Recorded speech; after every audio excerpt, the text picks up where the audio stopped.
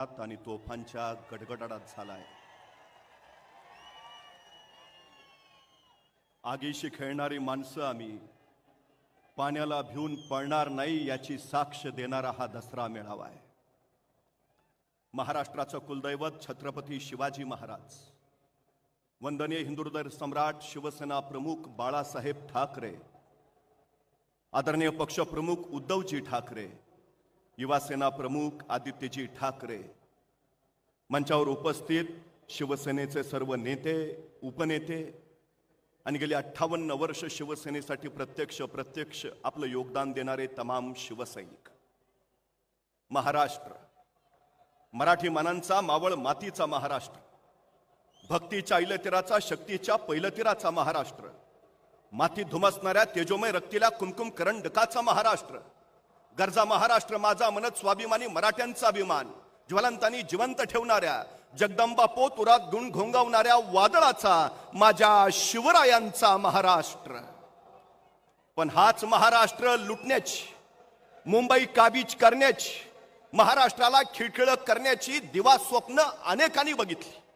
आताही ती दिवा स्वप्न पाहिली जात आहेत, पण त्यांना माहिती आहे यांच्या पुढे ढाल म्हणून उभा आहे ती शिवसेना।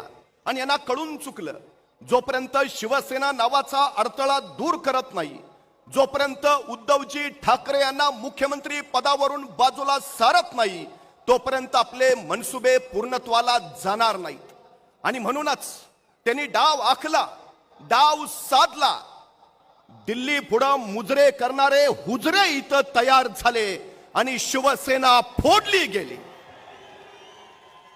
शिवसेना फुटल्याने काही ना आनंदाच्या उकळ्या फुटल्या। आता शिवसेना संपणार।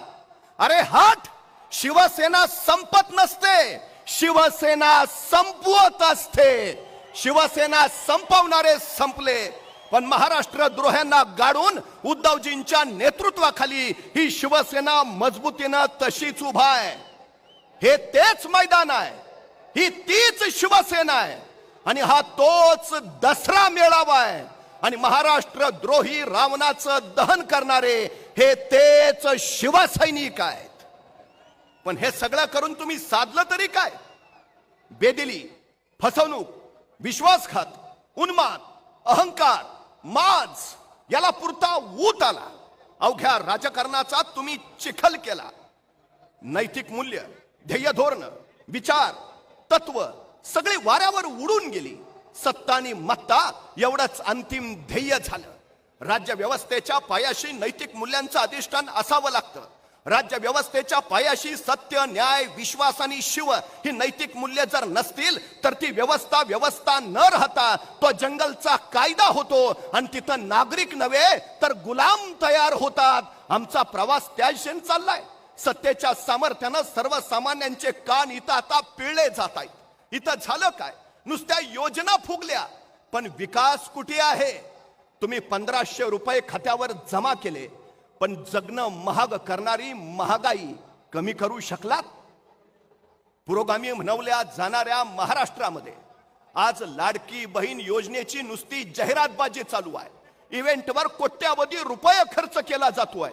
हा जाहिरातबाजीचा खर्च जर वाचवला असता तर लाडक्या बहिणींना 1500 नव्हे 3000 रुपये देता आले असते। पण तुमचा देण्यावर नव्हे दाखवण्यावर भर आहे, हे सिद्ध झालं।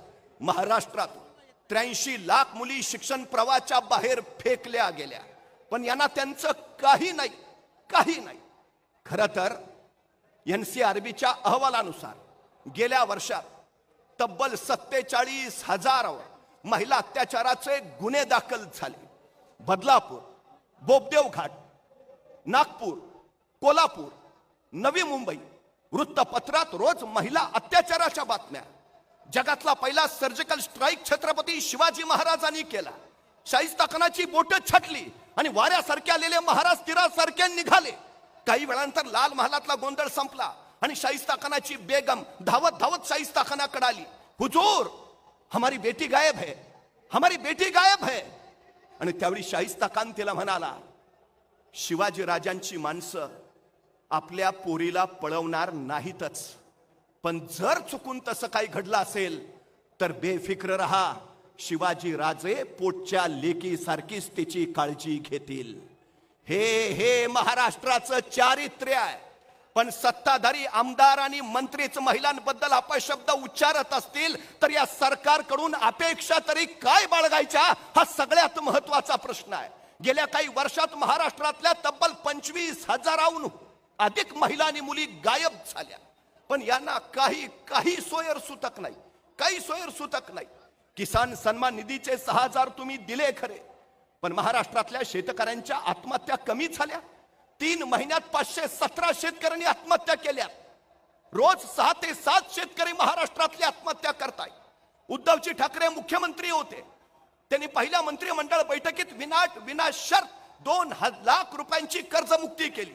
नियमित कर्ज भरणाऱ्याला 50,000 रुपयांचं अनुदान दिलं. पण या सरकारनं अजूनही ते 50,000चं अनुदान दिलेलं नाही. नैसर्गिक आपत्तीची नुकसान भरपाई मिळालेली नाही.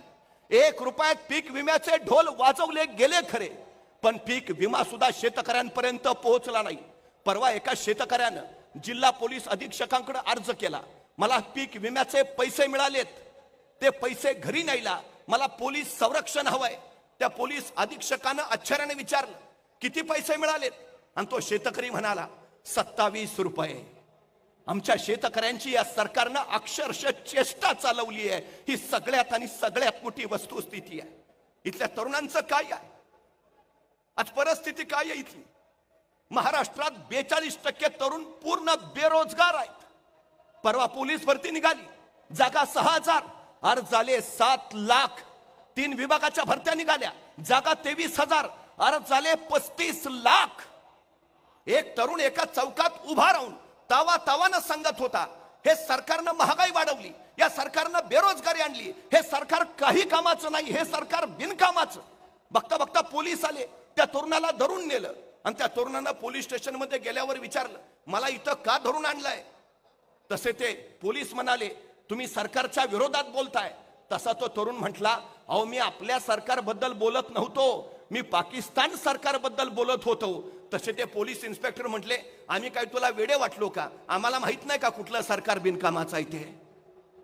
आज सगळ्यांची परिस्थिती आहे, सगळ्यांना जे झालंय ते माहिती आहे. पण आज नेमकी परिस्थिती काय, कुठल्या दिशेने आम्ही चाललो आहे, याचा विचार आम्ही प्रामुख्यानं करायला हवा. उद्धवजी ठाकरे मुख्यमंत्री होते, महाराष्ट्रातला एकही उद्योग गुजरातला गेला नाही. पण आता रोज एक उद्योग गुजरातला निघालाय. तुम्ही महाराष्ट्र सरकार चालवताय का गुजरात साठी सरकार चालवताय, हा सगळ्यात मोठा प्रश्न इथल्या जनतेच्या पुढे आहे. आमच्या पोरांच्या हाताला काम नाही, पोरं बेकार म्हणून फिरतायत महाराष्ट्रात. आज महाराष्ट्रावर 7,82,000 कोटीचं कर्ज आहे. 56,000 कोटी नुसतं व्याज भरतोय. हे सरकार जाईल तेवढी महाराष्ट्रावर 8.25 लाख कोटीचं कर्ज करून जाईल.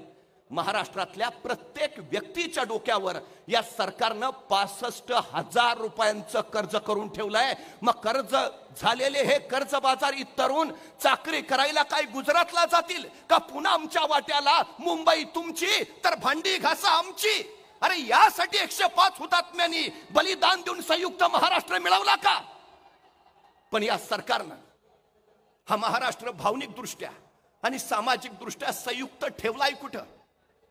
जातीत भांडणं लावली, धर्मात भांडणं लावली. तुम्ही टिकणारा मराठा आरक्षण देणार होता, काय झालं त्याचं? काय झालं धनगर आरक्षणाचं? काय झालं आदिवासी ओबीसींच्या प्रश्नाचं? हा सगळ्यात महत्वाचा प्रश्न आहे तो आहे. महाराष्ट्र छत्रपती शिवाजी महाराजांचा 18 पगड जातीचा एकसंघ महाराष्ट्र यांनी अक्षरशः तुकड्यात विभागून ठेवलाय. युगप्रवर्तक छत्रपती शिवाजी महाराज ज्यांनी राष्ट्र उभा केलं, पण छत्रपती शिवाजी महाराजांचा राजकोट इथला पुतळा सुद्धा हे नीट उभा करू शकले नाहीत. 8 महिन्यात राजकोटचा छत्रपतींचा पुतळा कोसळला. पुतळा नव्हे, महाराष्ट्र धर्म कोसळला. पुतळा नव्हे, महाराष्ट्राची अस्मिता कोसळली. पुतळा नव्हे, इथली नैतिक मूल्य ढासळली. 350 वर्षापूर्वी छत्रपती शिवाजी महाराजांनी सिंधुदुर्ग किल्ला उभारलाय. 350 वर्ष झाली तो लाटांचे तडाखे खातोय. त्या लाटांच्या तडाख्याने सिंधुदुर्गाची दगडं झिजलीत, पण 2 दगडांना सांधणारा चुन्याचा चिरा मात्र अजून जसाच्या तसा आहे. दगडं झिजत 2-2 इंचात गेलीत, चुन्याचा चिरा मात्र जसाच्या तसा.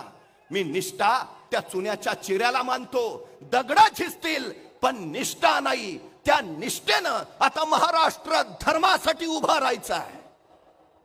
खर तर स्वराज्याची मशाल विझवण्याचे प्रयत्न वारंवार झाले. कनेगराडच्या पायथ्याला असणाऱ्या रामजी पांगेरेला बातमी मिळाली, 10,000 फौजीनिशी दिलेर खान सुसाट येतो आहे. रामजी पांगेराकडे फौज फक्त 1,000. तो पळून नाही गेला. त्यांनी 300 मावळे गडाच्या रक्षणासाठी पाठवले आणि 700 मावळे घेऊन त्या दिलेर खानाच्या फौजेची वाट पाहत बसला.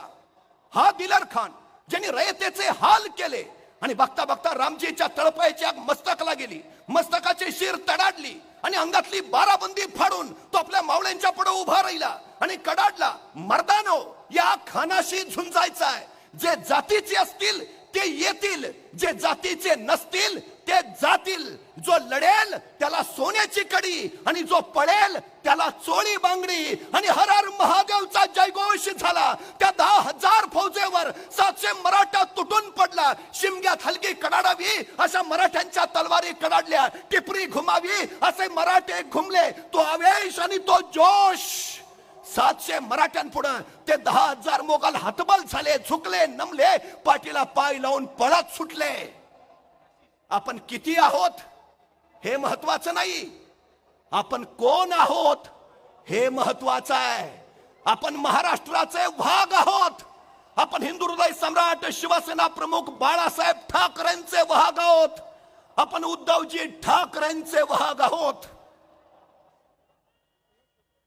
ती मशाल घेऊन आता खडं ठाकायचं आहे. महाराष्ट्र धर्माच्या रक्षणासाठी, महाराष्ट्राच्या अस्मितेसाठी, इथल्या स्त्रियांच्या सन्मानासाठी, तरुणांच्या हाताला काम देण्यासाठी, महाराष्ट्राचं महाराष्ट्रपण अखंड ठेवण्यासाठी.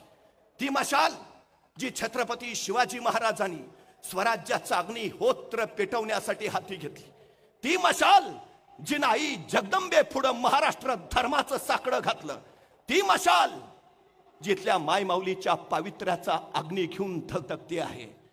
आता पुन्हा ती मशाल घेऊन उभा राहायचं आहे. घोडा मैदान जवळ आहे. चला उभे राहूया.